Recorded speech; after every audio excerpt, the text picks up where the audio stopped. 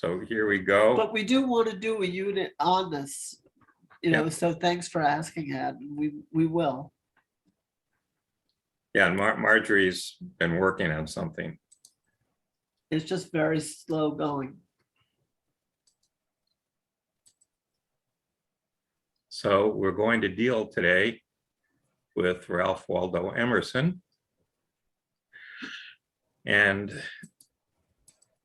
we're going to make this multimedia. However, I found a number of YouTube videos that I thought did a good job of explaining things. So we're going to jump to those, and I will make sure that everyone sees the videos at the right time. So Emerson was born in 1803. His father died when he was 7 or 8 years old. He graduated from Harvard in 1821. Then it ended up becoming, in 1830, the pastor of a church. He'd been married a year before, and his wife died, at the first year of him being pastor, and that led him to resigning from being a pastor, and he decided in 1832 to sail from Boston to Europe, and he traveled all around there and visited Coleridge and Wordsworth and Thomas Carlyle and so forth, and then he moved to Concord and remarried, and he began his career as a lecturer. So that's the highlight of the life. And really, as a lecturer, he started to create what was called this Transcendental Club, and he published his first book, which is called Nature, and then he started to give lectures. So at this point, I'm going to run off, and we'll do the first of the YouTube videos here, if things work out.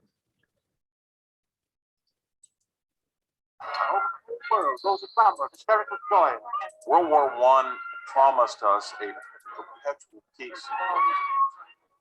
Failed.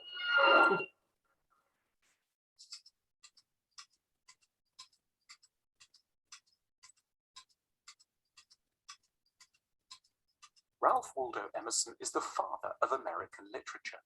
In a series of strikingly original essays written in the mid-19th century, he fundamentally changed the way that America saw its cultural and artistic possibilities, and he enabled a separation from transatlantic literary traditions. "We have listened too long," he wrote, "to the courtly muses of Europe." Emerson's ejection of cultural traditions brought about what one contemporary called America's intellectual declaration of independence, and he established generational conflict and transformation as commanding ideas in American literature. Emerson himself hardly seemed destined to fit a revolutionary mold. He was born in 1803, the son of a Boston preacher, and was descended from a line of New England ministers that went back to the bedrock of 17th century Puritanism. When his father died in 1811, his mother took in boarders to pay the rent. Still, she sent her son to Harvard in 1817, and then Harvard Divinity School to train for the priesthood in 1825. As a young man, Emerson was strongly influenced by a remarkable aunt of his, Mary Moody Emerson, who, though self-taught, had read everything from Shakespeare to the Romantics and had formed a unique religious perspective based on piety, nature, and literature that would resonate powerfully in the life and work of her nephew. So when Emerson was ordained in 1829, marrying the love of his life, Ellen Tucker, in the same year, he was already unsatisfied with the formal nature of New England religious orthodoxy. When Ellen died of tuberculosis just 2 years later, he resigned from the church and soon after embarked on a trip to Europe, leaving on Christmas Day, 1832. Two crucial things happened to Emerson on that tour of Europe. In Paris, he went to the famous Jardin des Plantes, a botanical and zoological garden. There he had an epiphany, writing in his journal that, "I feel the centipede in me, the cayman, carp, eagle, and fox. I am moved by strange sympathies. I say continually, I will be a naturalist. Emerson's insight was that nature is in us, a part of us, and not just its higher forms, but in all its grotesquerie and wildness. The second thing that happened on that tour was that Emerson met the English romantic poet Samuel Taylor Coleridge and William Wordsworth, and found them rather ordinary, dry, and conservative men. The insight that Emerson drew from this was that if great men could be so ordinary, why should not ordinary men be great? As he would write, No, you cut to it. accept the views which Cicero, Locke, Bacon have given, forgetful that Cicero, Locke, and Bacon were only young men in libraries when they wrote these books. Emerson had found two ideas that would guide his life's work: that man and nature are one, and that everyone can recognize that they are a uniquely significant human being. On his return to America in 1833, Emerson became a professional lecturer, giving talks on natural history and literature in halls around New England. He remarried and had several children, presenting a stolid bourgeois appearance to the world. But his inner life was full of turbulence and originality. In his 1836 essay, Nature, Emerson outlined the germ of a new philosophy. A key element of this was the importance of American originality. In its opening lines, Emerson wrote, "Our age is retrospective. It builds the sepulchres of the fathers. It writes biographies, histories, and criticism. The foregoing generations beheld God and nature face to face, we through their eyes. Why should not we also enjoy an original relation to the universe?" America needed to stop looking back to its European heritage and start looking about itself. No past moment was more important than the present moment. No tradition was more important than novelty. No generation was better than the current generation. Everything that matters is here now, insisted Emerson, and that here was America. This was an extension of Emerson's ideas about the significance of the individual that came under the heading of what he called self-reliance. Everywhere Emerson looked, he saw people leading lives that were based on tradition, that were limited by religious forms and social habits. No one could be themselves, Emerson thought, because they were all too busy being what they were supposed to be. Emerson wanted to get rid of each of these burdens, the past, religion, and social forms, so that each person could find out who they truly were. As he put it, history is an impertinence and an injury. Our religion we have not chosen, but society has chosen for us. And society everywhere is in conspiracy against the manhood of every one of its members. We must, he argued, live from within, trusting nothing but our own intuitions. For, as he concluded, nothing is at last sacred but the integrity of your own mind. This leaves open a vital question. What is your nature once you have rid yourself of history, tradition, and religion? What can be said is that it isn't necessarily self-indulgence, hedonism, or narcissism. Rather, it's the surrender to that force which Emerson recognized back in the Jardin des Plantes, an obedience to nature itself. By nature, Emerson seemed to mean the natural world, plants, animals, rocks, and sky. But what he really meant was God. Emerson was a pantheist, that is, someone who believed that God exists in every part of creation, from the smallest grain of sand to the stars, but also, crucially, that the divine spark is in each of us.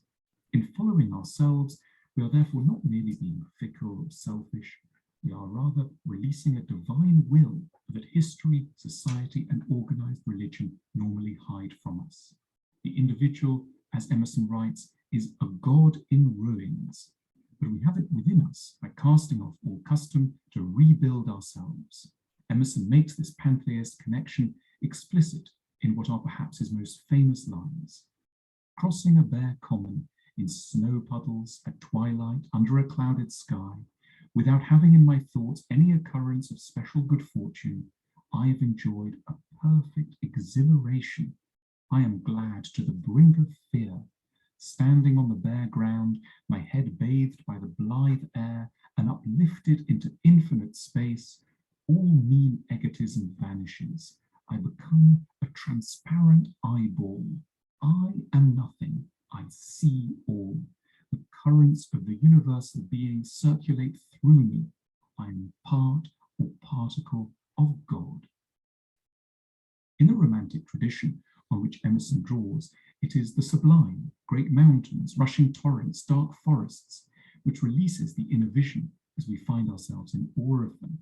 For Emerson, it's a perfectly dull walk across an ordinary common on a dark winter's evening that brings him to the brink of fear. Emerson's God is in the snow puddles too. Stood there on the common, he disappears, becoming nothing as the currents of God flow through him. What is left is just a transparent eyeball. Such transcendent moments are rare, but they reveal an essential connection between nature, God, and man. They are one. They also give, for Emerson, a proper sense of each individual's importance as a part of God. Transcendentalism became the name of the movement that grew up around Emerson at this time. Another aspect of the Epiphany that was to have a profound effect on American literature was the emphasis on the value of the ordinary. What Emerson put forward in essays like The American Scholar and The Poet was that the American everyday was a proper subject for literature. This was because for Emerson, the transcendentalist God is everywhere, and it's the poet's job to reveal this. There is no object, he wrote, so foul that intense light will not make it beautiful. Even the corpse has its own beauty. This coming from a man who had opened his first wife's tomb a year after her death to take a look. The great American writers who followed Emerson were liberated by his work to look around and write about what they saw and how they lived, transforming the everyday into a vital symbol of something higher and more elusive. Henry David Thoreau's 2 Years at Walden Pond became a book that showed the cosmos reflected in the depths of the waters of a mere pond. The poet Walt Whitman said, "I was simmering, simmering, simmering. Emerson brought me to a boil." Emily Dickinson heard a fly and could write of the other side of death. The novelist Herman Melville took a whaling voyage and made it an allegory of American imperialism and the defiance of nature. In the 20th century, the American critic Harold Bloom looked back at Emerson's originality and saw in it the origin of the strong tradition of American poets. From Robert Frost and Wallace Stevens to John Ashbery, Emerson's legacy to American literature and culture, and indeed to the world, was one of ceaseless invention and forward momentum.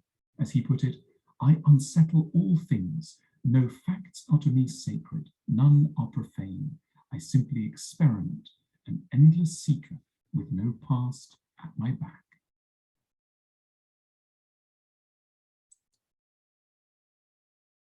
So there we have an introduction People to have always Emerson. had trouble pronouncing his name. If you don't speak Exactly. German, it's not at all obvious how you're supposed to say it. A safe bet is to start with Gonna the shut hard this was a off. great Czech writer. And I'm just going to go back here to the screen share.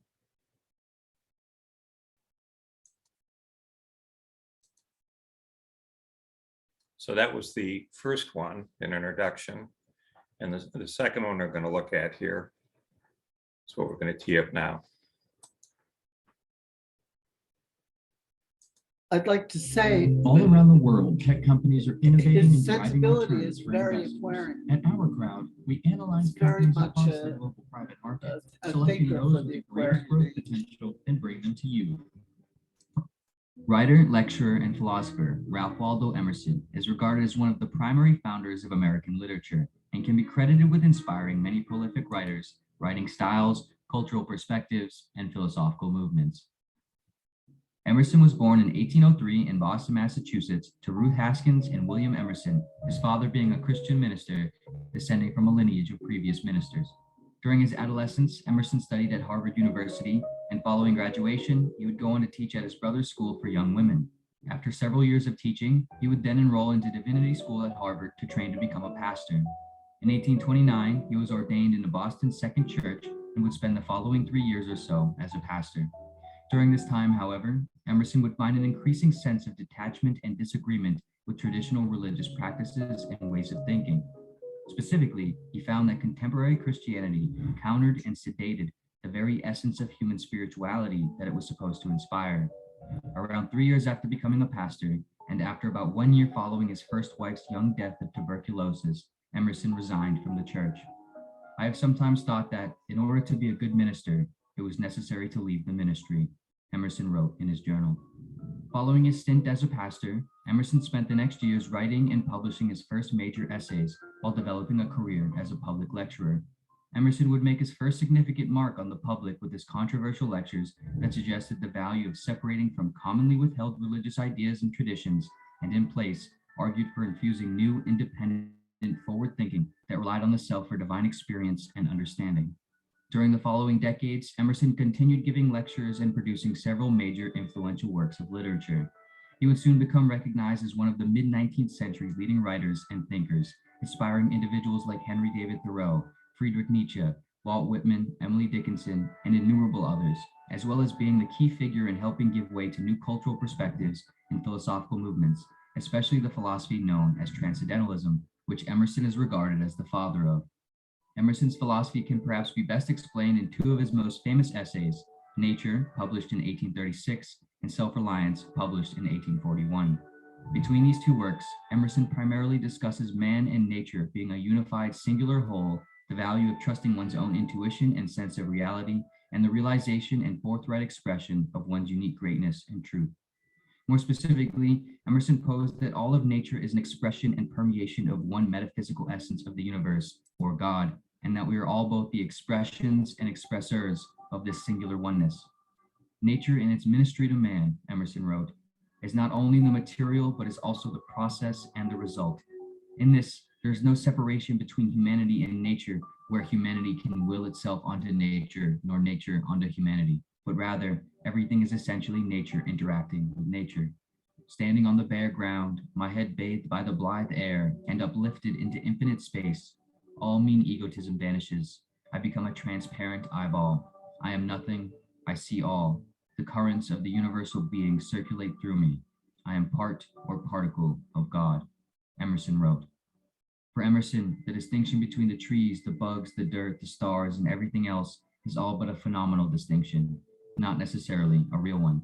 Rather, he believed that God is one thing found in everything and through everything, every object, every individual, and every particle of existence in the eternal now. As such, for Emerson, the transcendent spiritual experience is not found from any outward, previous, or future source, but within the individual in any given moment. Moments where one's own mind illuminates the common features of their surroundings with potency, beauty, and interconnectedness. Alongside this, Emerson also asserted that nature is in a constant state of flux and that we must live in coordination with its process, trusting our own intuition and flowing with the changing self.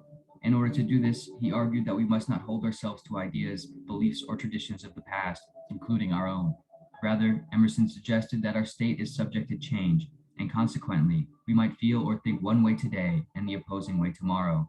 Instead of fighting this, however, Emerson argued that we must lean into it. No man, he wrote, can antedate his experience or guess what faculty or feeling a new object shall unlock, any more than he can draw today the face of a person whom he shall see tomorrow for the first time. In other words, no one can know what life might be like tomorrow, nor what such life may cause one to think or feel. However, one must move with it and live according to the present now. Out of this emerges what is perhaps Emerson's most popular concept, known as self-reliance. Emerson argued that we often neglect to ever realize the unique perspective and greatness that comes from our particular culmination of experiences and states. Not because we don't have access to such greatness, but because we are often held back and pulled away from it by others and systems of convention. For Emerson, great artists, thinkers, writers, and so on aren't necessarily great merely because they possess access to any higher exclusive source of information or being, but because they are willing to address and express candidly what they feel in any given moment of life, despite how it might reflect on the standard norm. And in doing so, they reveal not only their unique take on the world, but also the thoughts and sensations hidden within a great many others who feel the same. Arguably, great artists and writers aren't merely popular because they say something no one has thought of or experienced before, but because they say something that most of us have, but weren't sure if we were right to do so. Emerson believed that for the sake of one's work and sense of self, the individual must rely on themselves alone and recognize that what they feel and think is real and legitimate. In a very Cartesian idea, if we can know anything at all, It is merely that we exist. And if we can suppose anything at all, it is merely our own experience. This does not disparage our sympathy for others' ideas, nor our connection with the natural world, but rather it serves to prevent the disparagement of ourself amidst it all.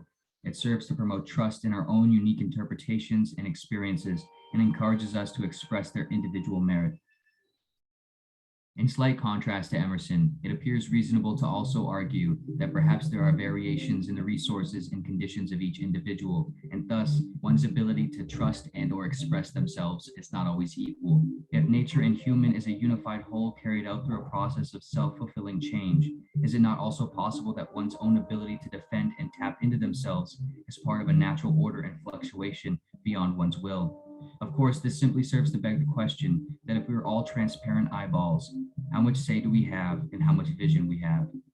Perhaps Emerson's concept of self-reliance can still exist in harmony with this question. Perhaps so long as one authentically stands in their own position of confusion and limitation, they still remain in accordance with their own relative truth and greatness, and the notion of self-reliance holds steady. Of course, like all philosophies and philosophers, Emerson's ideas in general aren't without flaws or counter-arguments, but it is the fault of our rhetoric that we cannot strongly state one fact without seeming to belie some other. I hold our actual knowledge very cheap, Emerson wrote. With this, Emerson himself suggested that he never spoke with any objective certainty or final truth regarding what he thought. For this and other reasons unmentioned, self-reliance and individuality is not easy. It does not simply come from agreeing with poetic prose. To know and trust oneself in the face of consistent change, confusion, and a world that works to consolidate everyone is perhaps one of the hardest things anyone can do. And furthermore, not always, but certainly some of the time, it comes with the risk of some amount of separation from the common populace and conventional norms.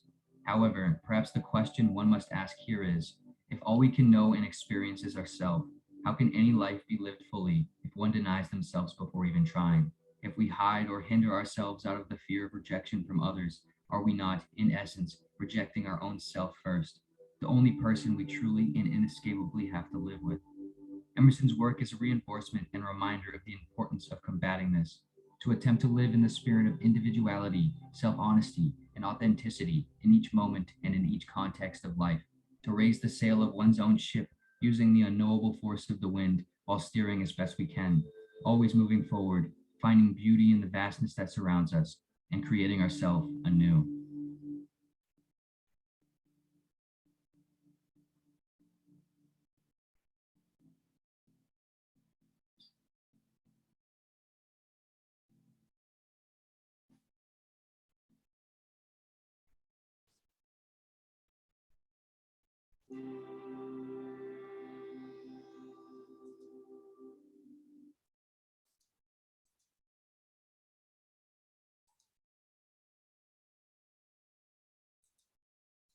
So there you have a second introduction.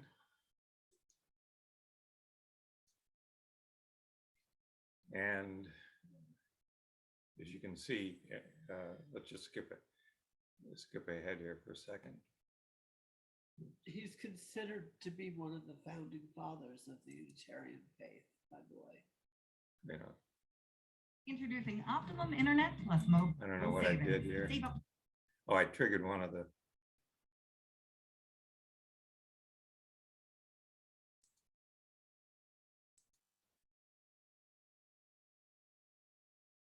Just trying to get rid of this.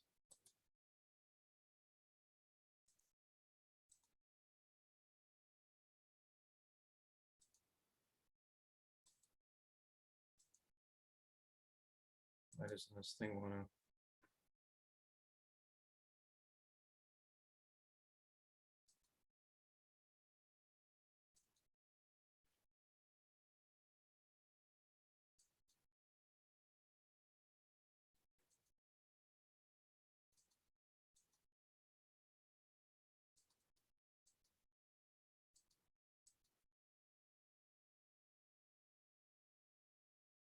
I'm just trying to get the zoom to go. Can you change the view? So I'm trying to do, and it's not there. Click on that first. On this one, No, that one. that one, nothing. That one, nothing. That one, nothing. Doesn't want to.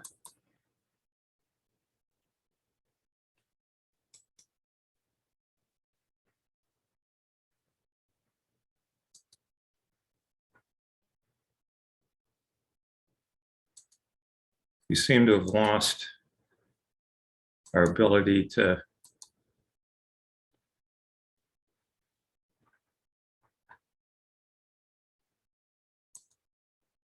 The Twilight Zone.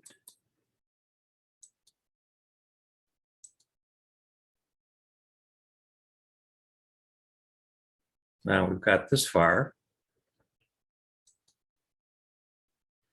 I'm just trying to do a screen share here, and that's what it doesn't want to do.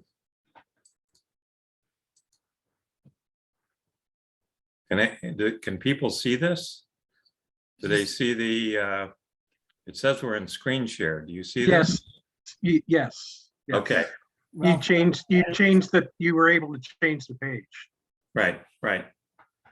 So what we have here is from Robert Gross. Now, Robert Gross specialized in just focusing on Concord, Massachusetts.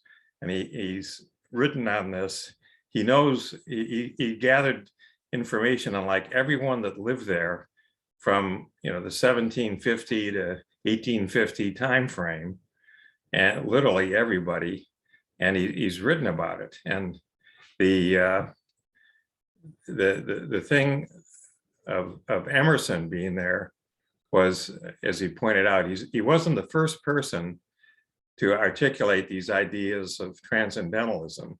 There were others that were there, but what Emerson said, as we've seen here, our age is retrospective, and that's not what he's interested in. It keeps looking backwards, and we should focus on the things going forward. And this notion of the Second American Revolution, it's the thing about Concord is it's just far enough out from Boston that these sorts of ideas can take place. They're not dominated by Boston.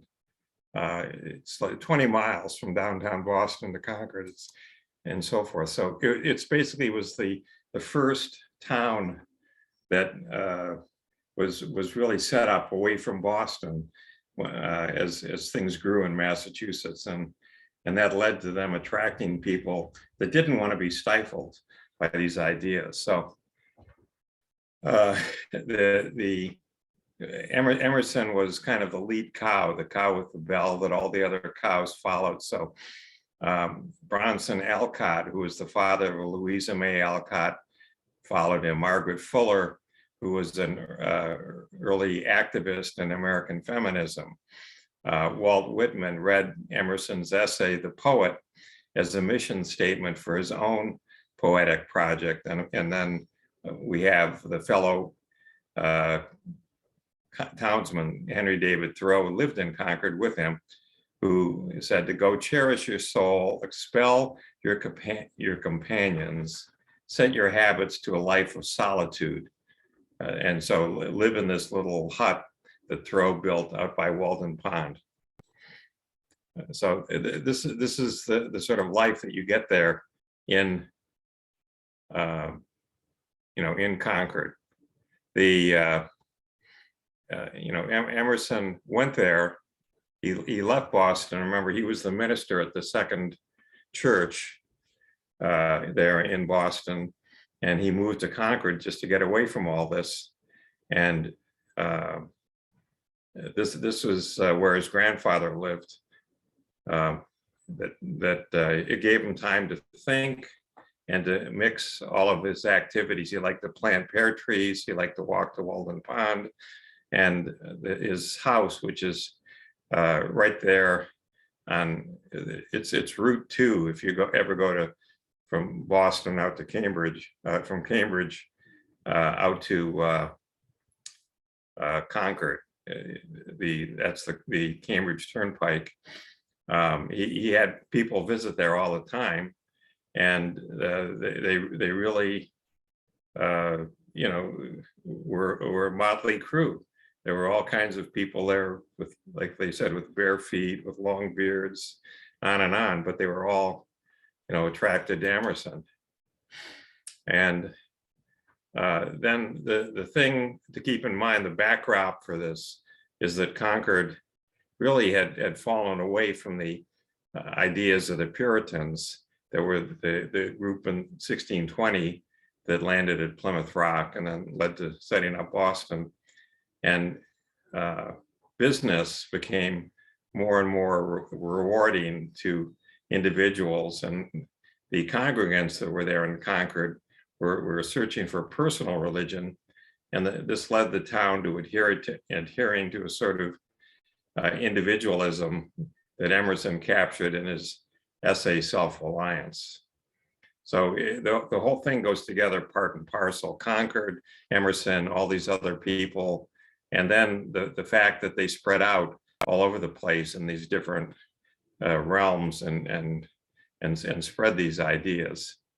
The philosophy was considered by most of the people in town to be a little kooky.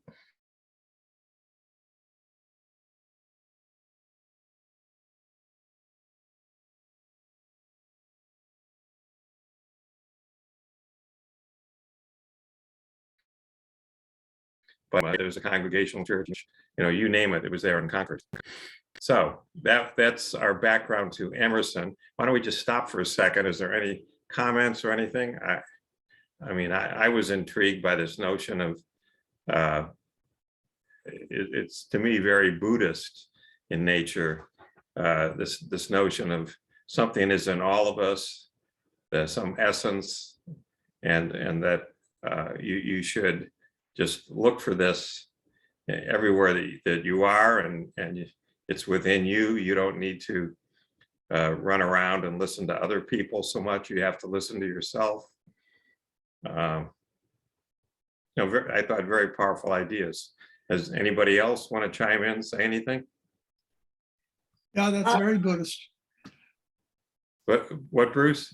That's a very Buddhist. Yeah, and yet, he didn't go anywhere near any sort of Buddhist practice. It just grew on him. He just came to him. I want to say something. I thought those videos were the closest thing that I've ever seen expressed visually to what it feels like sometimes for me when I'm meditating. And I never saw a visual of. It's a good point. I thought that was really fascinating. Is it the eyeball, Cheryl? Well, that, and also, the in and out, how, thoughts come and go. And, and we think we can control them, but we can't, but we perceive that we can. And yet, they float in and out, and how, and that's when we're, I guess, conscious. And I thought that was a really great visual depiction. And also the eyeball was like fascinating too. So I loved it. I loved the whole thing. Yeah, this what we're trying to do is take advantage of these resources that are there on the internet rather than, reinvent the wheel. There's a lot I threw out. But I bet, but it's good. What you found is really good. Yeah. No, there's some, you'll see there's some more coming up. I like that, almost like Monty Python kind of moving montage thing, because that is how the mind seems to. Yeah, well, they go with very fast cuts. They show something and then there's a fast cut to something else, and then another fast cut. And here we're restricted. You can just put the screen up and you can look at it, and it's, where's the fast cut to the next one? It grabs your attention much more when you do these fast cuts. Yeah, and we're all, anybody that's a television watcher or movie watcher today, it's on such a fast scale that we're sort of accustomed to that as well. Yeah.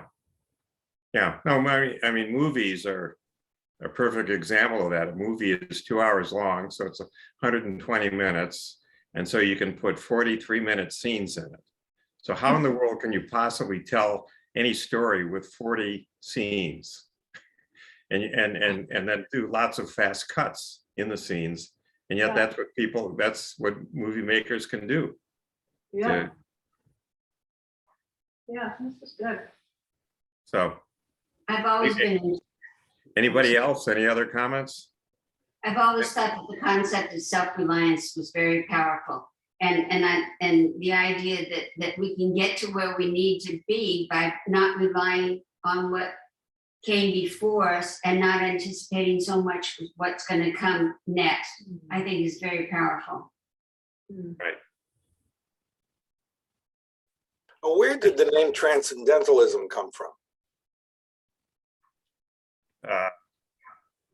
I think it was just, I don't know that Emerson ever used it. I think other people came up with the term of transcendental, and the people that were expressing these ideas were in this so-called transcendental school. Well, they were reading the Bhagavad Gita though. Yeah, no, they were reading lots of stuff. I don't know where the term actually came from. No, it's like I don't know where Romanticism came from in literature and poetry and music. You know, I don't know where realism came from. I don't know where transcendentalism came from.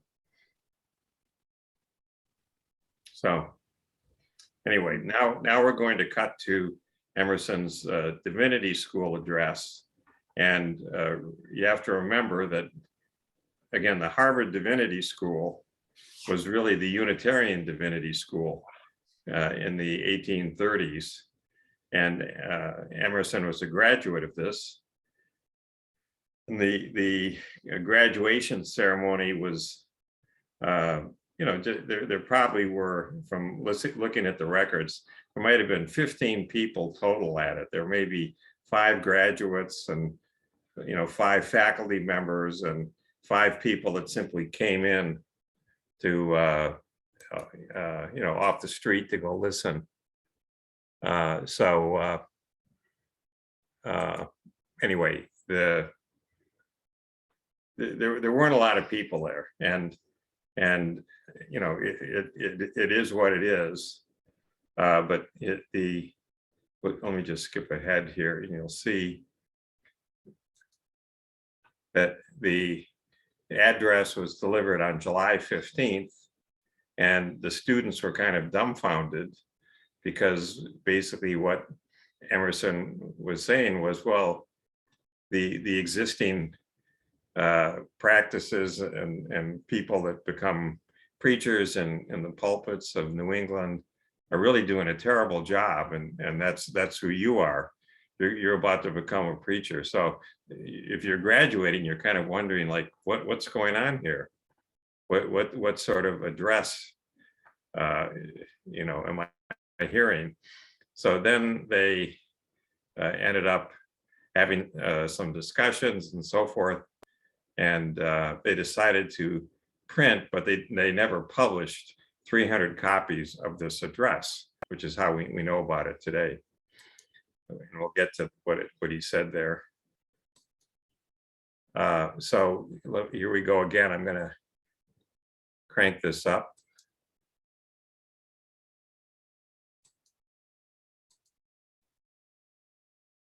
And we'll see. Patanjali's Yoga Sutras start in a strange way. And now, yoga with Apacentrics.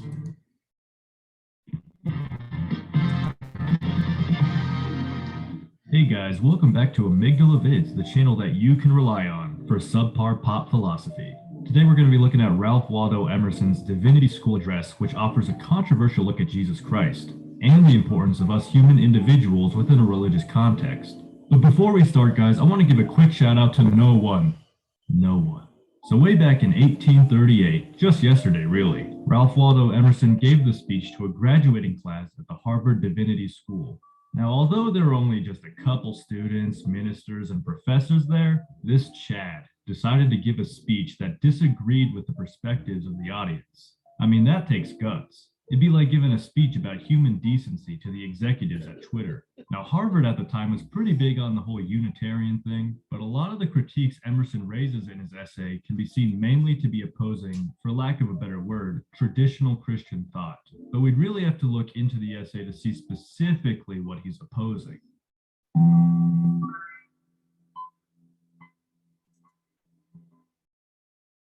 So we start out the essay with classic poetic Emerson talking about how beautiful nature is. One is constrained to respect the perfection of this world, in which our senses converse. How wide, how rich, what invitation from every property it gives to every faculty of man.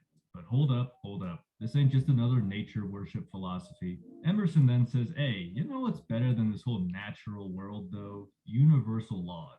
But the moment the mind opens and reveals the laws which traverse the universe and make things the way they are, then shrinks the great world at once into a mere illustration and fable of this mind. What am I? And what is? Asks the human spirit with a curiosity new kindled, but never to be quenched.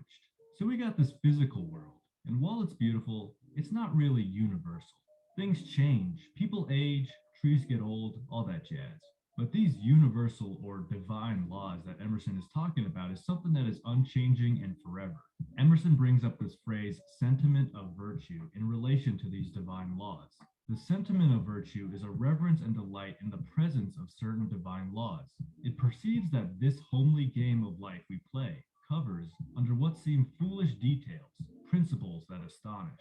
So the next obvious question then is what these laws are. I mean, if they're divine, they seem pretty important, right? We should know what they are. Well, unfortunately, these laws can't really be given to us by others, some third party. These laws refuse to be adequately stated.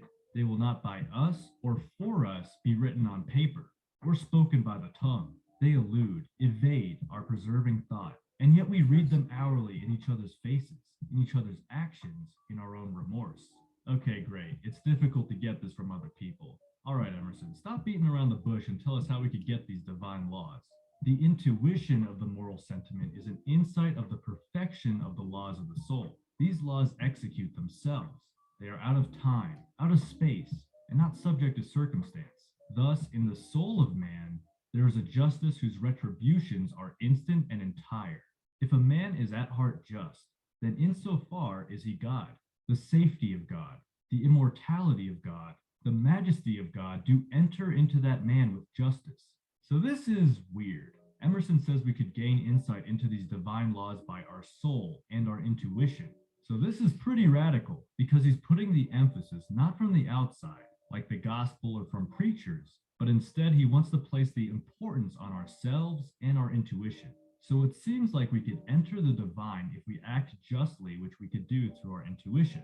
This is also pretty radical because it goes against that narrative of the stupid humans doing dumb shit, then God comes in separately to correct it and the cycle repeats. It's a pretty sad nihilistic view of what it means to be a human being, but by allowing the divine to be a part of a human being, then perhaps it'd be more uplifting. And this point about placing the emphasis on our intuition is pretty important for Emerson and for us, who often find ourselves being swept away by some moral commandments coming from the outside. This doesn't mean we can't find any value in the teachings of others, but we could find those teachings to be true in ourselves as well. It is an intuition. It cannot be received at second hand. Truly speaking, it is not instruction, but provocation that I could receive from another soul. What he announces I must find true in me, or wholly reject, and on his word or as his second, be he who he may, I can accept nothing. Now we get to probably the most interesting part of the essay. Taking everything we just went over, Emerson is going to explain his unique interpretation of Jesus Christ.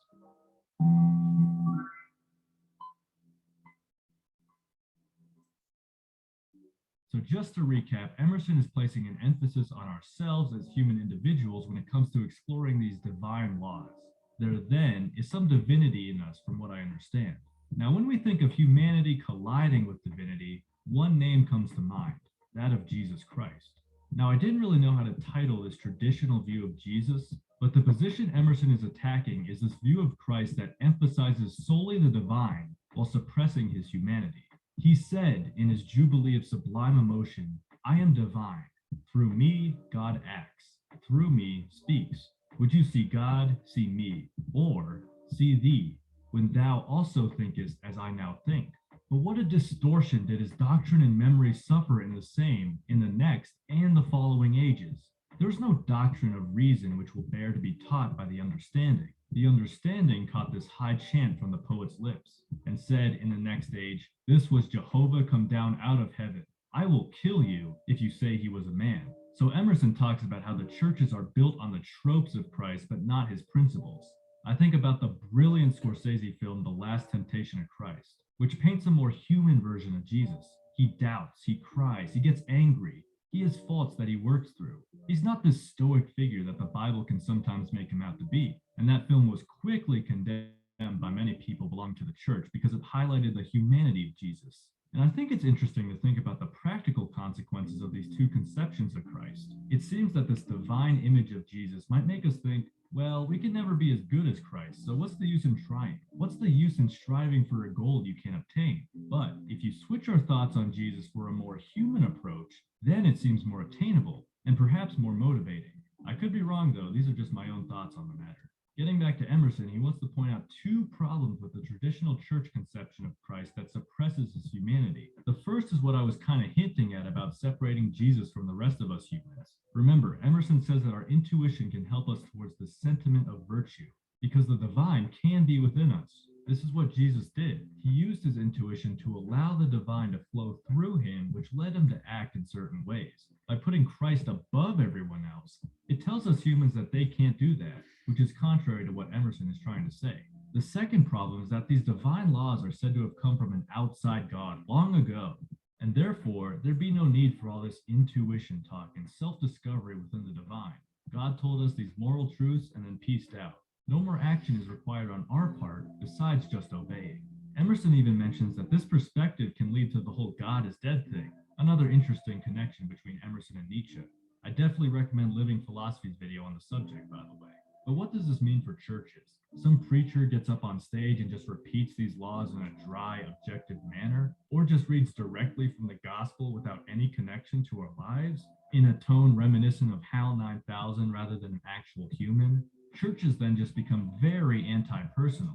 Now, I've been to a lot of churches, some good, some bad, and my best experiences were when I went to Sunday school, and we were able to actually get ourselves involved personally. We'd have group discussions over certain moral ideas coming from the Bible, and it was pretty interactive. I mean, Sunday school is pretty dope overall because you also might be watching Prince of Egypt, which is extremely underrated. But what a snooze fest it is to just be lectured at. You know, we often look down on kids that get bored during church, even though we secretly don't want to admit the same, but perhaps there's some hidden wisdom in those emotions.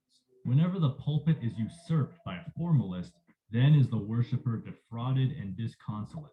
We shrink as soon as the prayer begins, which do not uplift, but smite and offend us. We are fain to wrap our cloaks about us, and secure, as best we can, a solitude that hears not. I once heard a preacher who solely tempted me to say, I would go to church no more. Do you think this anti-personal nature of some churches contributed to the rise of secularism? Share your thoughts in the comments below, but Emerson might think so. From the views I have already expressed, you will infer the sad conviction which I share, I believe, with numbers, of the universal decay and now almost death of faith in society. The soul is not preached. The church seems to totter to its fall, almost all life extinct. Now, Emerson does go on a bit more, but hopefully I was able to convey just with this small snippet of this speech that there are some pretty interesting ideas at play here. The importance of humanity and religion, intuition and morality, the anti-personal church services, and the decline of faith. As always, I highly recommend you read the text yourself, but especially this time, because it's Emerson and the language is beautiful. But I also implore you to share your thoughts below because these ideas are not only interesting, but still relevant today with Christianity and other religious beliefs not being as popular as they once were. If you got any value out of this video, even if that value is watching me. Okay, so let me go back to screen share.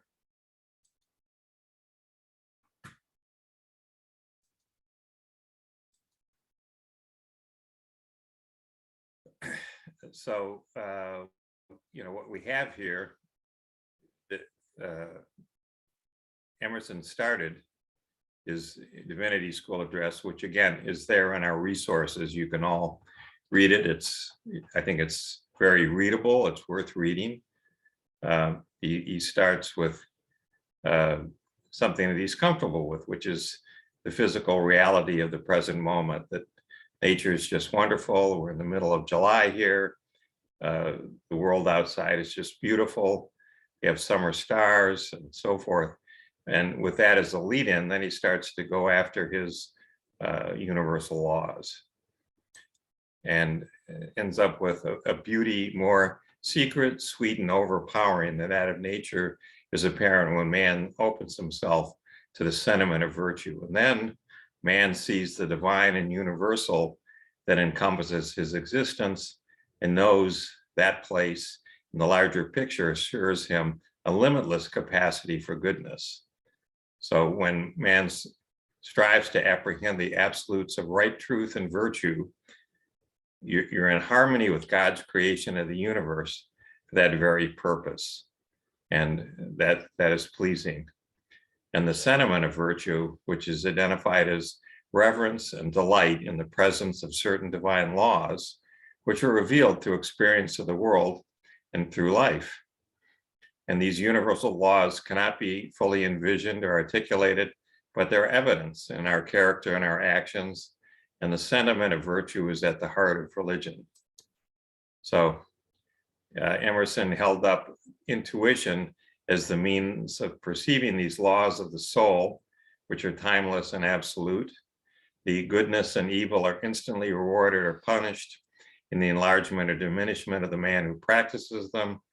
And the external reward and punishment are all beside the point.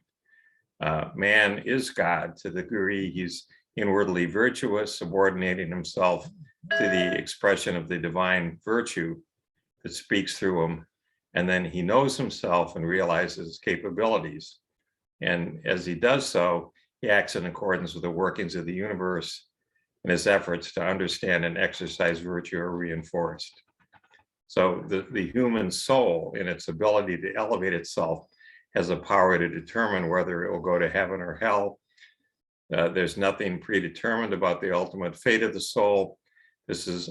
All of this is true because the unity of man and the nature in the divine mind. And because the divine is intrinsically perfect, goodness is real, while evil, which is the absence of goodness, is not an absolute quality in and of itself. Goodness is identified with life, evil with death. In straying from goodness, a man progressively loses his connection with the divine or is diminished from a universal point of view, ceases to exist. You could just imagine what the students are thinking listening to this address. This bears no relationship to anything they were taught. The religious sentiment brings joy and makes sense to the world for us and empowers and deifies us. And through this religious sentiment, you understand goodness is within and that everyone enjoys a direct relationship with God through intuitive reason, and that virtue cannot be attained by emulating others. But all of society's forms of worship, the Eastern as well as the Western, were founded on the original direct understanding of God by man. And so the importance of intuition to an individual is achieved, this religious sentiment, which stating it cannot be received secondhand. You've got to experience it yourself. And it's through this inspiration or revelation rather than learning. So if religion is not based on this intuitive individual connection with the divine, then the church becomes meaningless. And the importance of man is reduced, and the inner drive to achieve these true religious sentiments is perverted, and on and on. And so the Emerson points to the established Christian church as an illustration of this decline of religion from what it was and should be, which is exactly all the students that graduated are now about to become preachers in Christian churches. Just what they wanted to hear. Emerson said Jesus belonged to a race of prophets, and he saw and lived the inherent relationship between God and man, between the soul, it's the outlet of the universal soul, and accorded Jesus his proper greatness.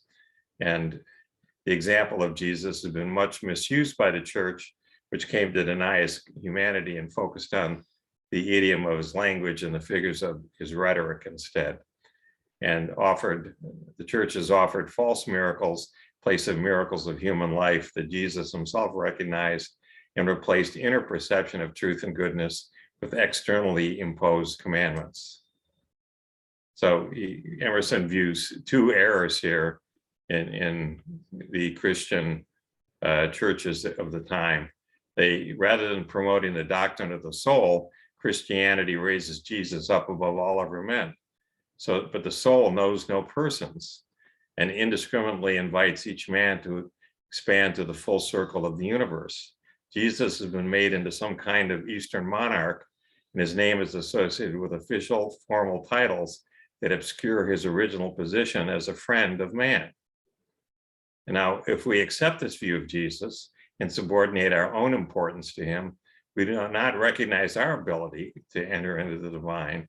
The approach takes God out of man, weakens man, and reveals God within.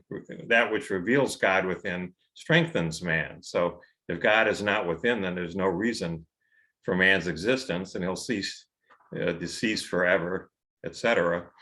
So ordinary men tend to exaggerate the importance of great and rich soul like Jesus, and not see that they themselves can elevate by coming again to themselves or to God in themselves, and so forth. So, which is everything that Jesus was really saying.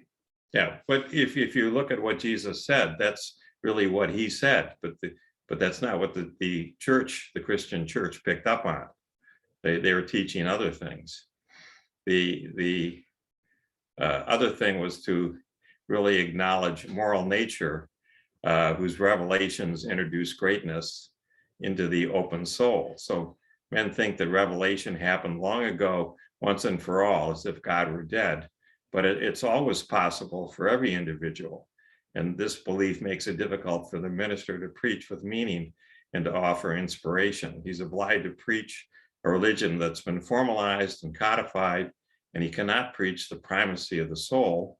The seer is a sayer. The minister's words do not satisfy his own inner, although sometimes unrecognized, need to impart vision of the beauty of the soul to others, nor do they satisfy the innate cravings members of his congregation to realize their own personal connection to God. The death of faith and the lifelessness of the church is deplorable. The barrenness of inherited religion must be acknowledged, and ministers must accept their true and exalted functions. The preacher's particular office is to express the applicability of the moral sentiment to the duties of life, to help his parishioners relate the ideal to experience.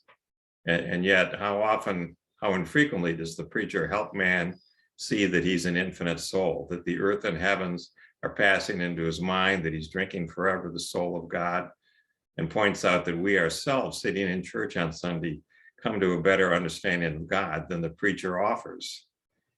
So this religious formalism leaves us empty.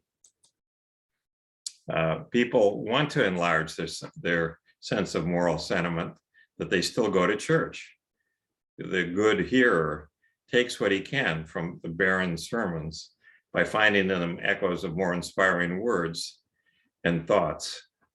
People put up with this preaching that does not acknowledge the soul, because the stale doctrines preached were all once intuitively inspired and preserve some of the vigor imparted by their origins. But the minister is on some level aware of the lack of truth in life and what he teaches, and that he's falling short. But there are ministers who bring life to public worship. The exceptions, he says, are found not so much in examples of a few extraordinary preachers as in the rare, sincere moments of all. By and large, preaching is hindered by tradition, by lack of the essentials of true religion, the soul and the absolutes which the soul strives. By ignoring man's moral nature, historical Christianity destroys the power of preaching and takes the joy out of religion. and the results are devastating. So what can be done to redeem the church? These fledgling ministers there who are about to graduate, become, have their own parishes, need to recognize and preach the importance of the soul and restore man to his place of importance, and to combat the notion that religion is static and must be accepted as received. Do not fear the presentation of Jesus as a man, and show what God is, not what God was to other men. True Christianity of faith like Christ and the boundless capabilities of man has been lost through our tendency to trust in established schemes of religion rather than in the power of the individual soul. And only the soul can restore man to a sense of the divine within, to go alone, to refuse the good models, and to dare to love God without mediator or veil, and so on. So if ministers acquaint people at first hand with the deity, their flocks will respond with love and gratitude. And society does not encourage development of the absolute ability and worth of every person, but we form a direct connection with God, the all-knowing spirit, and we will not care about society's values, which are there no matter what. We must be independent of the opinions of others and draw on the resources within ourselves, regardless of the consequences. There's no need for new rites and new forms. We simply have to breathe life back into those already in existence. And if we're fully alive with the soul, the forms of worship we enjoy will become plastic and new. Let's see.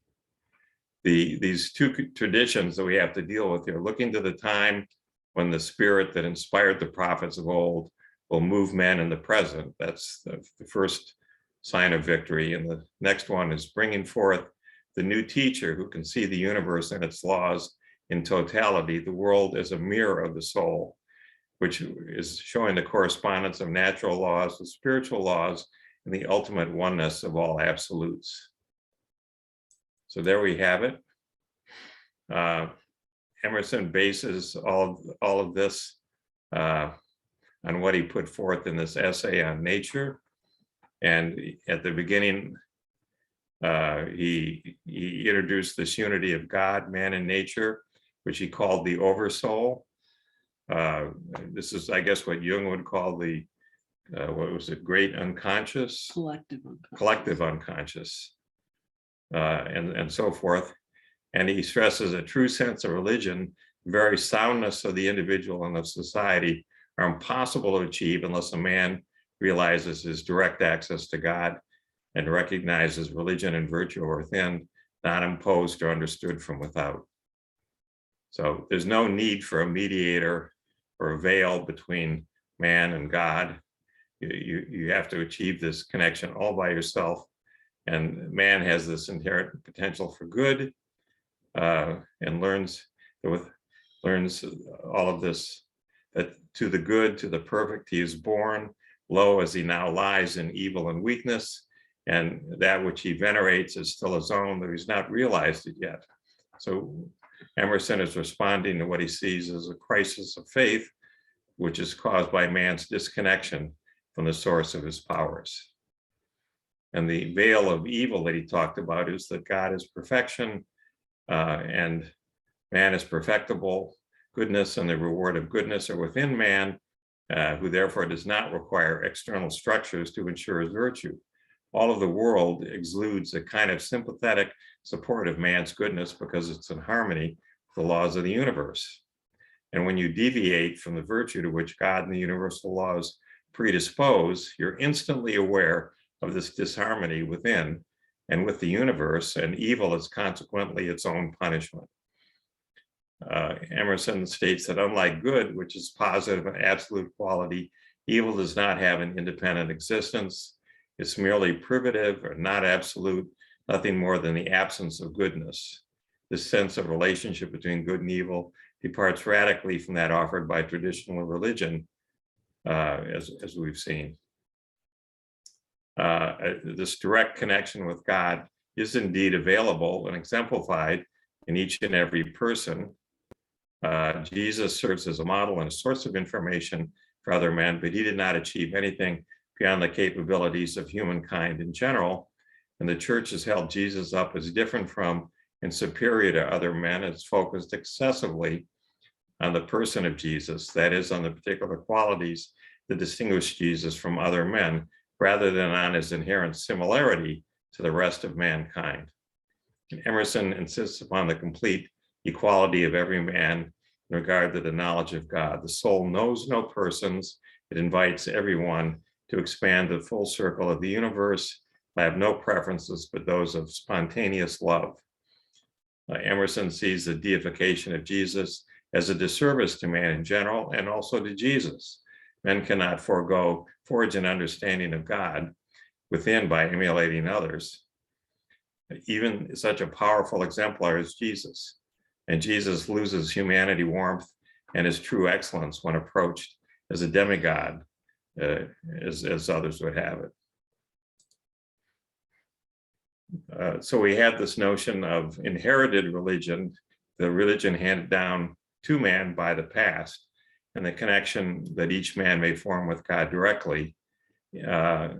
Inherited or secondhand religion is presented as lifeless, empty of vitality and meaning, and stifling to the highest capabilities of man, whereas personal religion, intuitive grasp of relationship with God, is full of warmth, vitality, and significance, and is experienced in the here and now. The individual's religious understanding, his insight of the perfection of the laws of the soul, constitutes a grasp of universal absolutes that transcend time, space, and temporal circumstance. And this intuitive insight into divine laws is timeless, possible at any given moment, independent of specific cultural values and conditions. And Emerson associates the church and its inherited traditions with the stationariness, with the age of inspiration as the past. The Bible's closed, it's fixed, and its institutionalization. The church has developed fixed bodies of beliefs, dogmas, scriptures, rites, which it offers as religion, and this is petrification. We forget the traditions that originated in the distant past through the intuition working on the religious and creative faculties of man. Whatever power and meaning they retain are vestiges of their archaic inspiration through intuitive reason. At the end of the address, Emerson looks forward to the time when that supreme beauty which ravished the souls of those Eastern men, and chiefly of those Hebrews, and through their lips spoke oracles at all times, shall speak to the West also.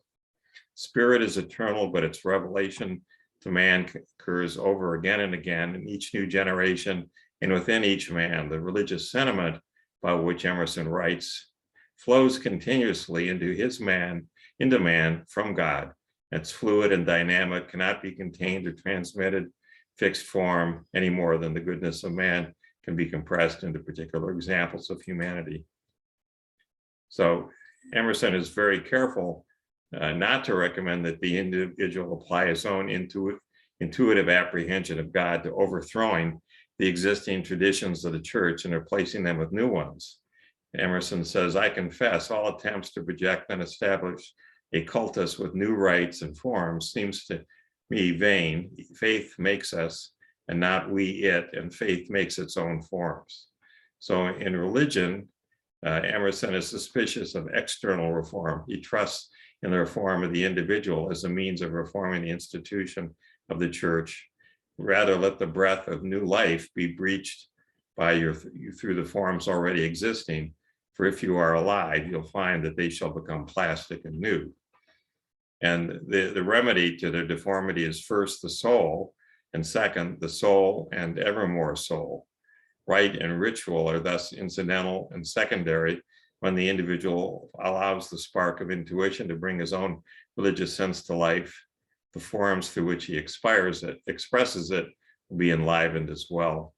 And so it goes. So what in the world is left for the preacher to do? So Emerson says, well, here you are, you're all going to become new preachers. You're going to meet the currently unsatisfied and spiritual needs of your future congregations. So the codification of religion into fixed forms and belief made the fulfillment of this responsibility difficult. The moral nature, the law of laws, whose revelations introduce greatness, yea, God himself, into the open soul is not explored as a fountain of the established teaching in society. So men and their religious leaders no longer understand that revelation is always possible and also essential to their spirituality. They regard it as an isolated phenomenon that occurred in the past. It is not. It's the preacher's function to restore the soul to his parishioners by encouraging intuitive spirituality and promoting an immediate relationship with God. Emerson emphasized that only the minister who's experienced intuitive perception of God can preach it. Spirit only can teach, not any profane man, not any sensual, not any liar, not any slave can teach, but only he can give who has. He only can create who is. And so it goes. Yeah, Emerson laments the fact that the minister frequently is not such a person, in its failure to address the all-encompassing soul as the first central necessary element of religion. The church has made worship joyless. If the minister likewise does not address the importance of spirit as a direct link between man and God, he not only neglects his true obligations, but is inwardly aware of his failure, and his congregation is profoundly dissatisfied. Whenever the pulpit is usurped by a formalist, Emerson said, then is the worshiper defrauded and disconsolate. Conversely, when the minister is himself a newborn bard of the Holy Ghost, he is able to reject conformity and to acquaint men at first hand with deity. So that's the address. I'm just going to close here with, there was this comment on Emerson and Nietzsche. And so we're going to go take a look at this.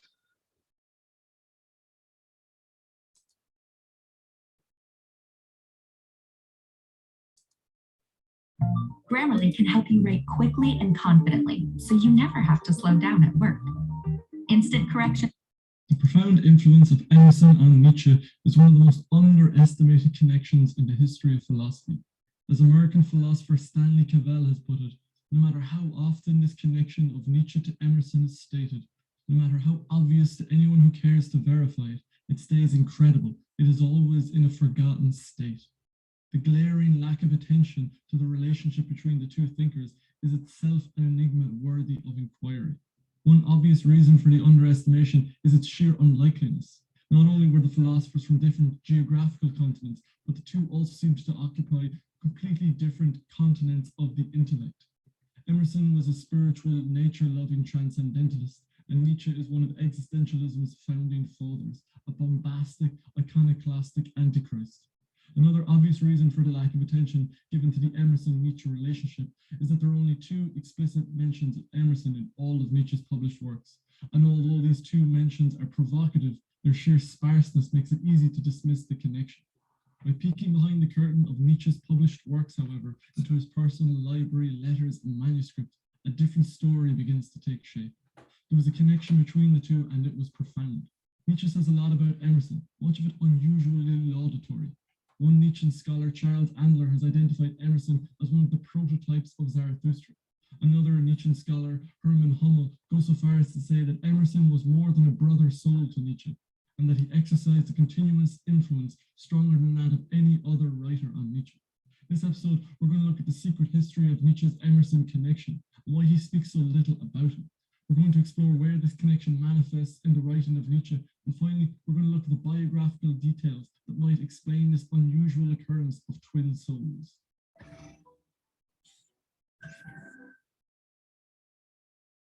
Because of the scant mentions of Emerson in his published works, it's hard to quantify the influence of the American philosopher on Nietzsche.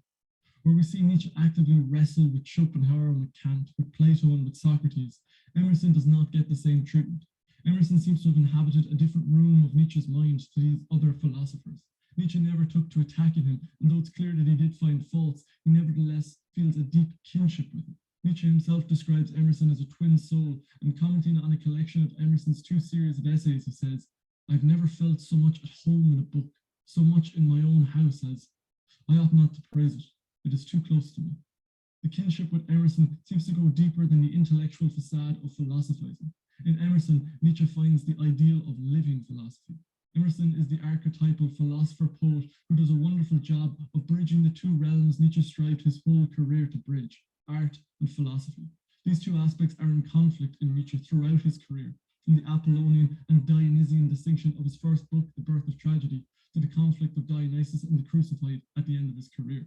One simplified way of looking at Nietzsche's philosophy is to say that it is an attempt to marry these separate strains. In one aphorism of The Gay Science, he notes that good prose is written only face to face with poetry, for it is an uninterrupted, well-mannered war with poetry. All of its attractions depend on the way in which poetry is continually avoided and contradicted. Later in the same aphorism, we get Nietzsche's first published mention of Emerson as one of only 4 masters of prose in their shared 19th century. The relationship with Emerson is less like that of other philosophers who he goes actively sparring with. Emerson seems to have spoken to a deeper, more personal layer of Nietzsche. The sage of Concord seems to have gotten into Nietzsche's bones and shaped his character and his worldview. His conviction that philosophy was something you lived resonated in the depths of Nietzsche's soul. You can see this in Nietzsche's interactions with the work of Emerson. The first encounter he had with the American philosopher was as a 17-year-old schoolboy at Chilpforte. During this time, he copied out excerpts from Emerson's works, something he was to do a number of times throughout his life.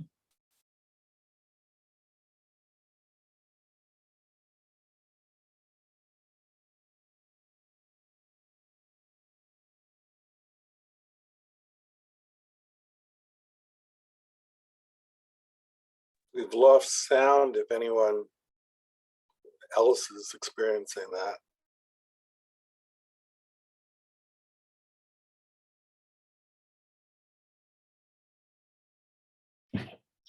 I can't hear anything either.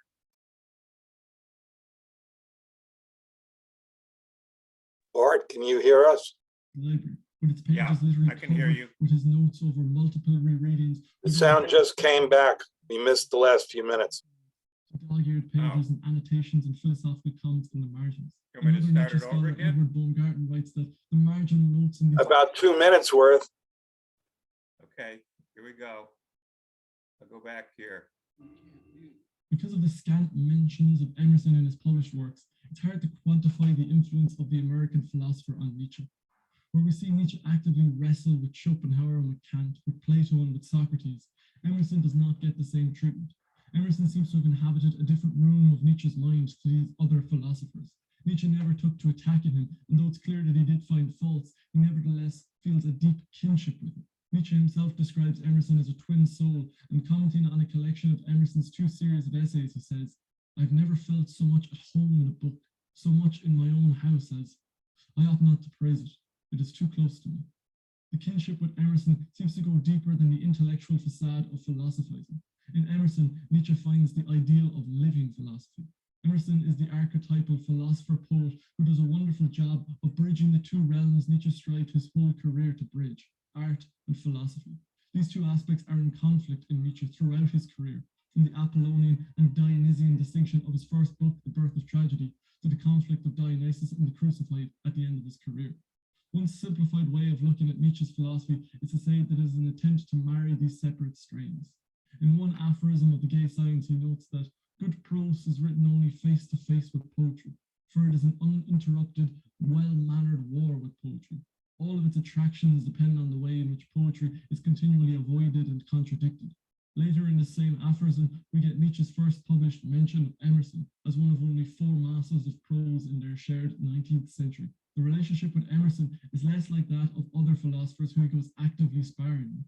Emerson seems to have spoken to a deeper, more personal layer of Nietzsche.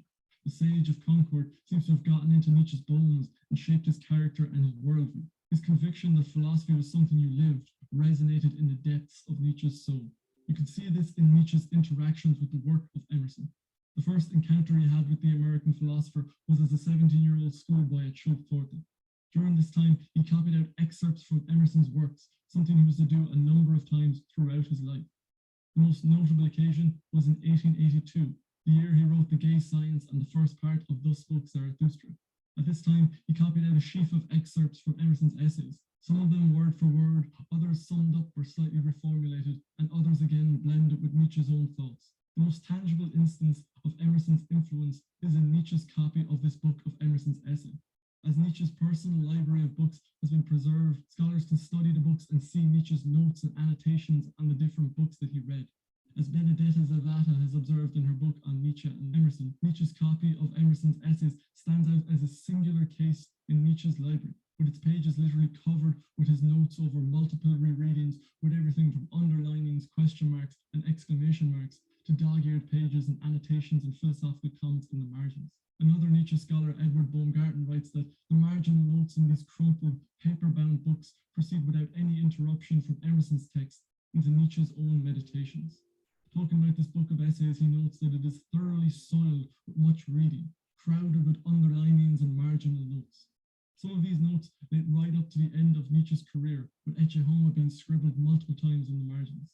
From Nietzsche's published letters, we know that he always carried a volume of Emerson with him when he traveled, that he lost one at Beirut in 1874, and that he bought translations of Emerson as they appeared.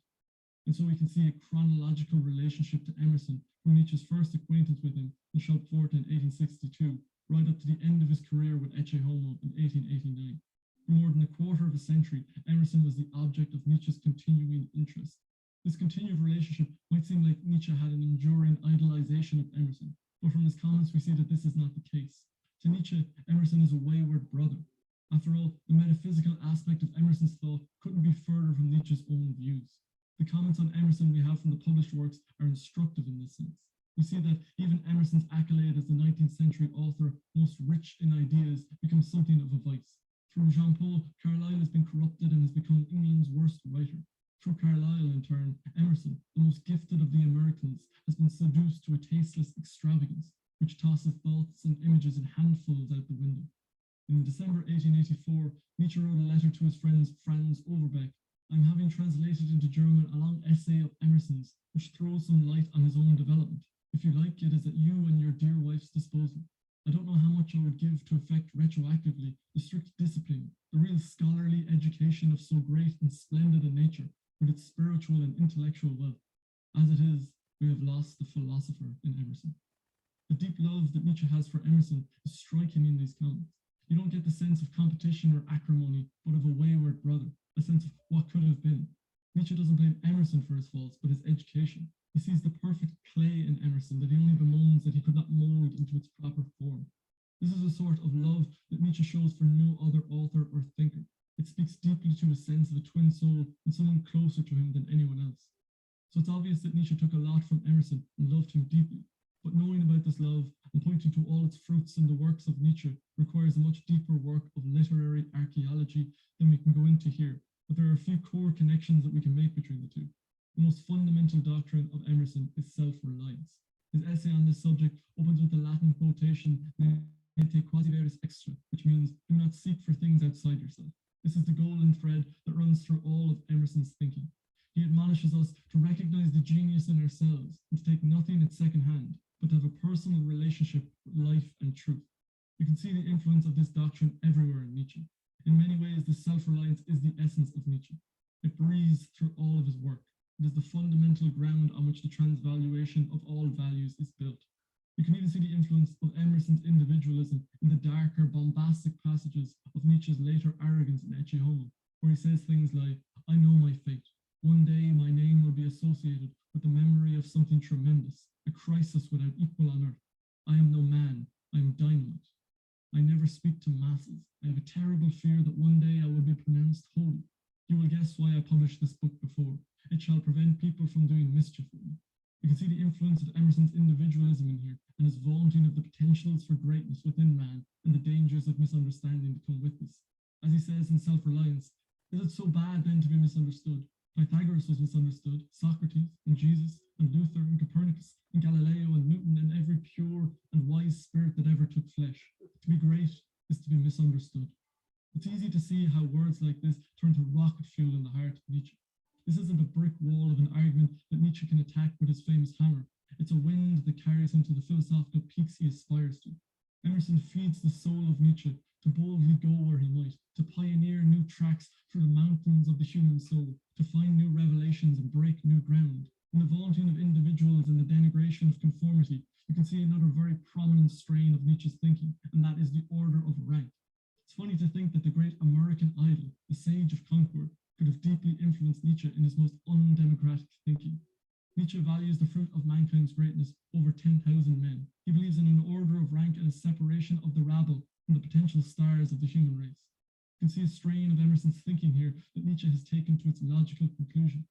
Even Nietzsche's most famously heretical statement has a foreshadowing in the controversial address Emerson gave to the Harvard Divinity School in the 1830s that almost prematurely ended his speaking career. In criticizing the ways of established religion, Emerson is castigating the ossified nature of traditional religious adherence to ancient traditions of men long dead. He says that men have come to speak of the revelation as somewhat long ago given and done, as if God were dead. This similarity may be superficial, but even if there is no direct influence, Emerson's influence on receiving revelation now and on forming a personal relationship with truth and with nature, these are all themes that resonate deeply throughout Nietzsche's thinking and his writings.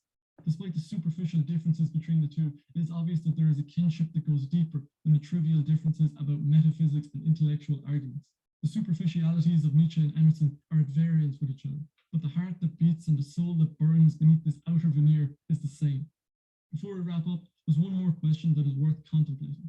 Is there any reason why these two are so similar? What is the source of this deep kinship of these thinkers? In this regard, the biographies of these thinkers bear very interesting similarities that may point to a similar psychological soil out of which this type grows. For a start, both men are descended on the paternal and maternal sides from several generations of theologians. Emerson's father was a pastor of the Second Church. Nietzsche's father was a Lutheran pastor. Emerson's father died when he was 8, Nietzsche's when he was 5. The Orthodox Puritanism of New England is not so dissimilar to the provincial Orthodox German Lutheranism of Nietzsche's environment. Both men's upbringing inclined them towards religious practices and the pursuit of theological studies, and though both studied to become pastors, both fell away. Nietzsche was 22 at university when he switched from studying theology to philology. Emerson finished his studies, but after 3 years as a pastor, he parted ways with the cloth because he couldn't reconcile himself to the ossified nature of church practices. They both also suffered their fair share of health problems. Nietzsche was forced to retire from his post at the University of Basel at the age of 35, under the weight of his health problems, which ranged from stomach ailments and failing eyesight to migraines and chronic insomnia. And his health demanded that he live in specific climates at specific times of the year. When Emerson was in university, he had to spend the summer wintering in the south because of weak lungs and eyes and rheumatism. After leaving the church at age 30, Emerson, troubled by the death of his wife and the death of one of his brothers and with poor health, sailed to Italy for the winter. From here, their biographic paths take different routes.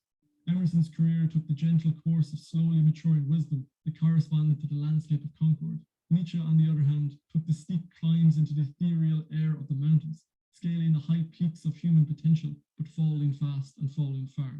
Though their stories end very differently, I do wonder whether the source of their kinship is something of their shared experience at the hand of the vicissitudes of life. That's everything that I wanted to cover on this episode of The Living Philosophy. If you've enjoyed it, please give us a thumbs up down below, and if you're new to the channel, you might like to subscribe. If you have any thoughts, insights, or feedback, I'd love to hear from you down in the comments. Otherwise, I shall see you next time. Thank you for watching. Get a fresh start with great savings from Optimum. Okay, so there you have Nietzsche and Emerson's influence on Nietzsche. Any comments on any of this stuff? I want to apologize. We were just trying to discuss something offline, and so, like an idiot, I put it on mute, not realizing that muted everything. So that was my fault entirely. Thank you for sounding off. I think we recovered. Any comments, anybody?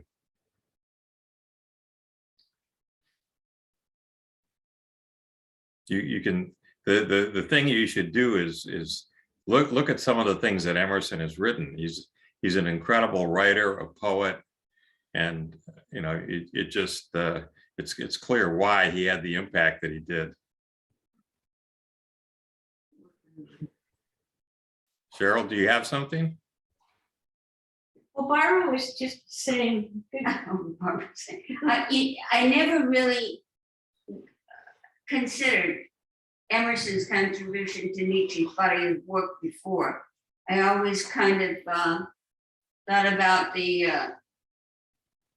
influence he had on world leaders, and not always in a good way, Nietzsche rather than Emerson. So that was very enlightening for me.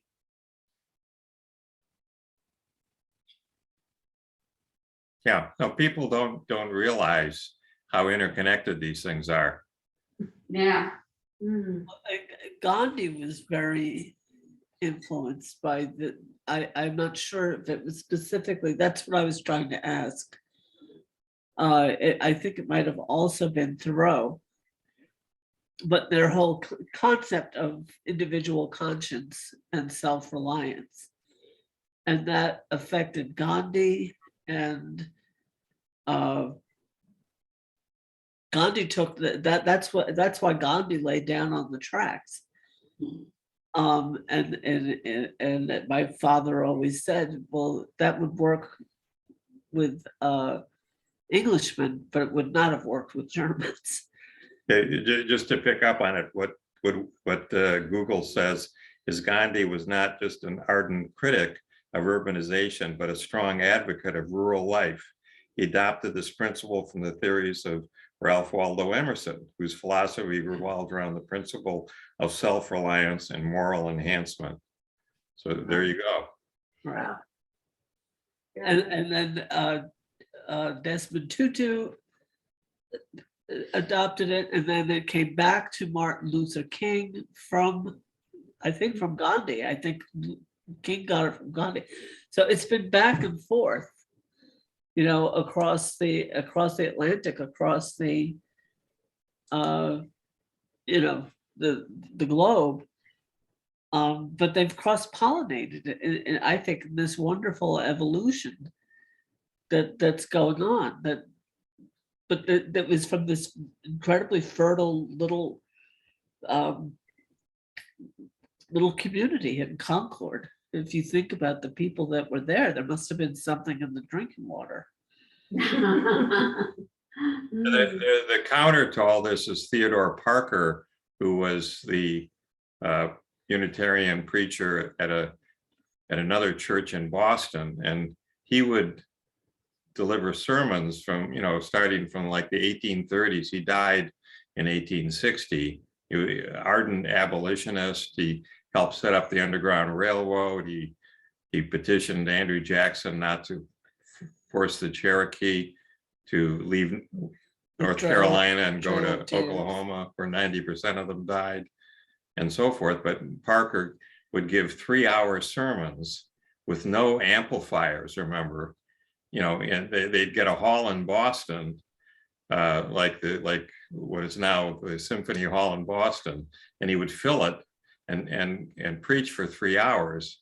And he had to be achieving what Emerson was talking about. People didn't just do this because that was you know, incredibly powerful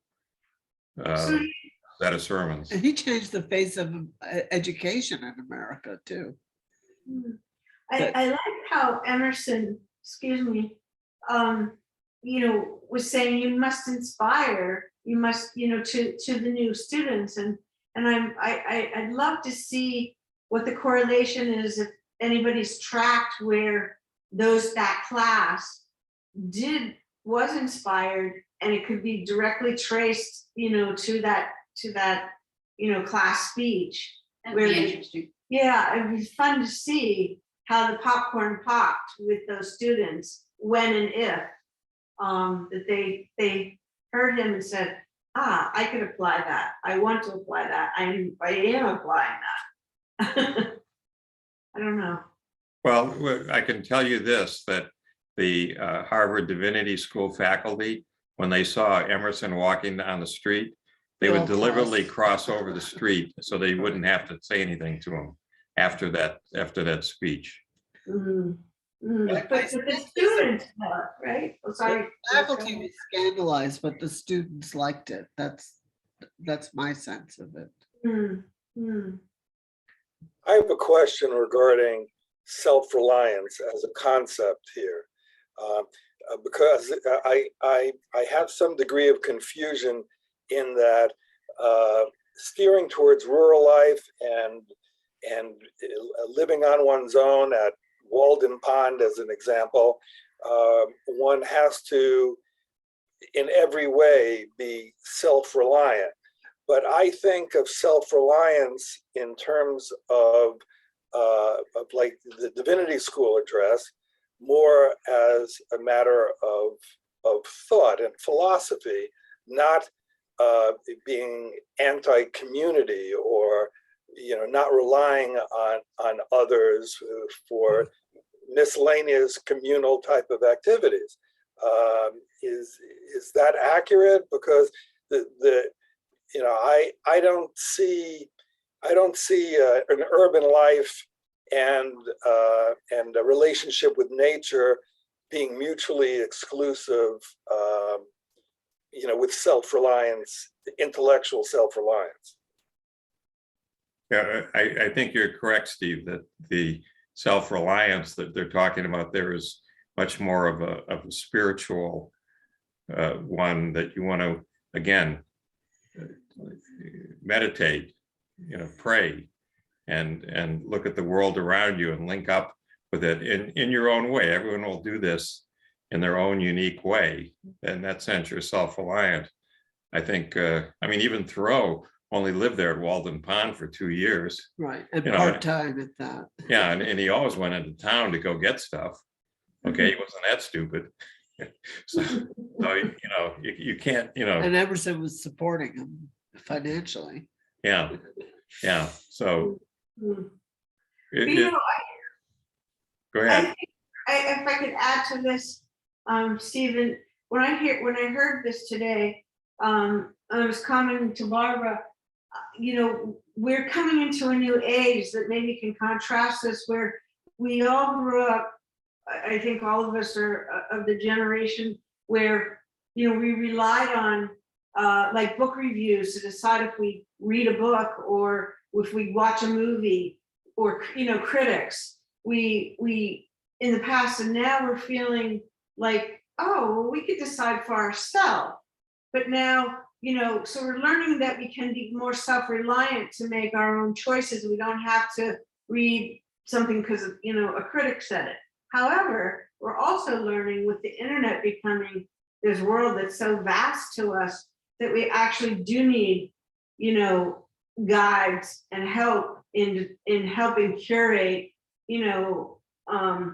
information that that I guess resonates with us. And so we are looking for that too. So it's sort of like I'm sort of weaving where we were, where we're now, and now we're sort of going back to maybe needing guides again. But I always think of the movie 2001: A Space Odyssey that came out in the fall of 1968, and the original reviews for it were, "This is like the dumbest movie I've ever seen. You don't under any circumstances go to see this movie."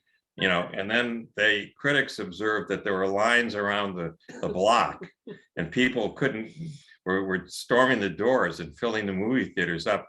And so then there was a second round of reviews that showed up that wanted to clarify what they meant to say in the first round, which was, actually, it's a pretty good movie. Actually, it's one of the best movies ever made. Actually, Won Academy Awards, yeah. I was, this may be quite off the mark, but I was struck by the relationship of some of the more natural ways of living, some of the more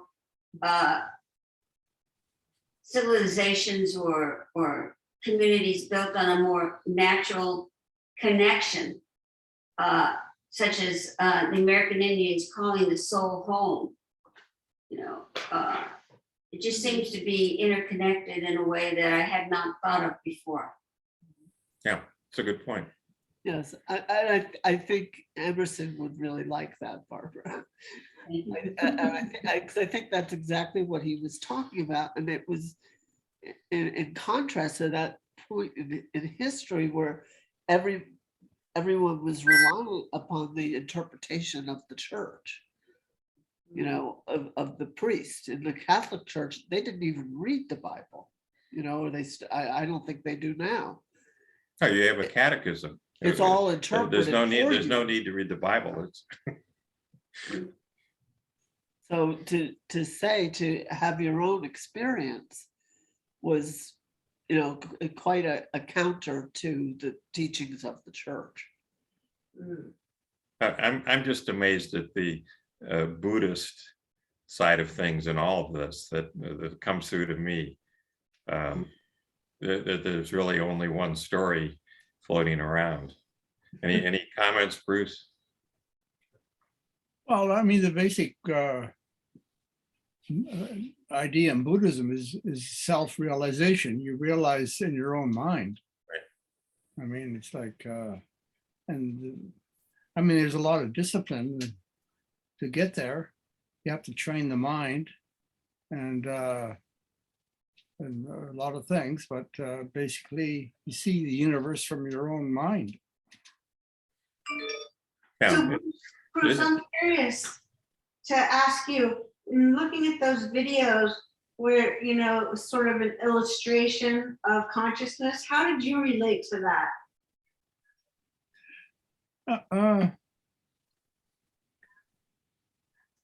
You mean the eyeball? Yeah, the eyeball and just sort of the, sort of the sense of a thought coming and going and, random things appearing in the mind. Oh, right, yeah. Yeah, well. Did that resonate with you as you have been a meditator and a prayer person for, it appears a long time? Basically, my mind has changed dramatically. So I think that had more meaning to me earlier. Okay. But today, my mind is very different. It sees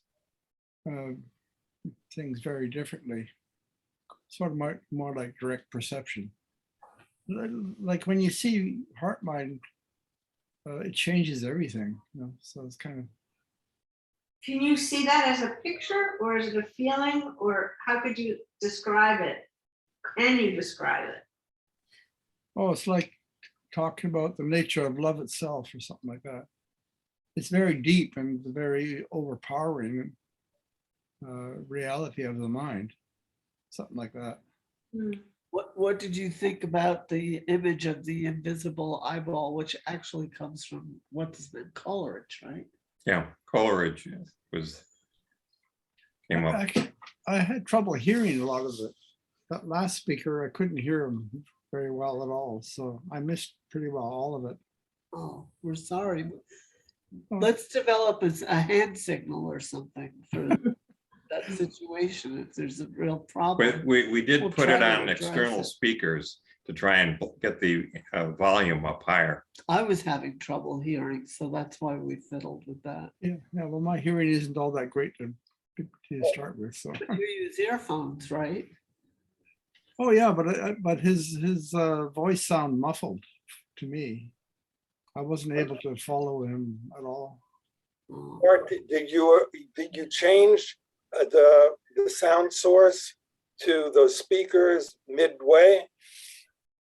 No, at the very, very start, about one or 2 minutes in, we switched from the speakers on the computer to external speakers. I could hear it much more clearly the original way. When you shifted it, it became much harder to hear. I agree. Okay, so we won't do that again. I thought it was okay, but anyway. We'll test it. We were learning, as you can see, from every one of these. So Nothing ventured, nothing gained. I think largely it was the cadence of the speaker's voice rather than the devices that you used. That was just my impression. yeah, it's no good deed goes unpunished. Don't worry. That's exactly.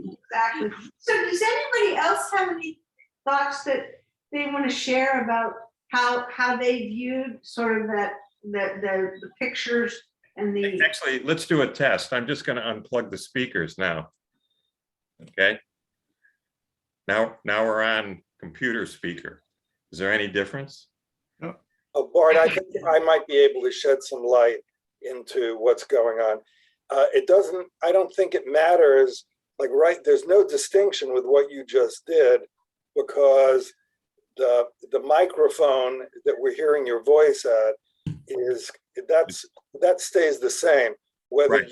you're hearing us through the computer speaker or external speaker, that doesn't change the microphone from which we are hearing your voice. However, when you're playing something off of the internet, what is happening when you play it directly through your computer speaker, we're hearing it come directly from the internet to us the same way that it's coming from the internet to you. But when you steer it to the speakers, it's coming out the speakers into your room and then back into the microphone of your computer. Right. Right. I think it was a nice voice, personally. So we learned something. So can I just ask, does anybody have anything that they want to share about how they viewed that depiction of consciousness in terms of the visualization that they were showing in those early videos? Well, I think it's a good way of communicating. I mean, but that's, I thought it was skillful. I've never seen anybody do that before. They were trying to show a stream of consciousness, kind of things coming in and going out. Is that what you? Yeah, I mean, Cheryl, I think this is the mystic piece, which is that what someone like Bruce is experiencing is far, far deeper and richer. And so they're trying to, by these graphics and so forth, try and convey there's something different going on, but it doesn't begin to approach, you know, what you're really sensing. If you, Right. And each of us is going to be totally unique for so many reasons, but I thought it was still like, you don't see that very, at least I have not seen that expressed very often in a graphic way that made me feel like it was an approximation of my own experience. No, I'm sure. I mean, again, not to harp on this, but in the movie 2001: A Space Odyssey, remember the astronaut got sucked into some sort of space warp and went, you know, to who knows where. And that, you know, they were sitting there trying to convey in that movie, what in the world would it look like to go through some space warp?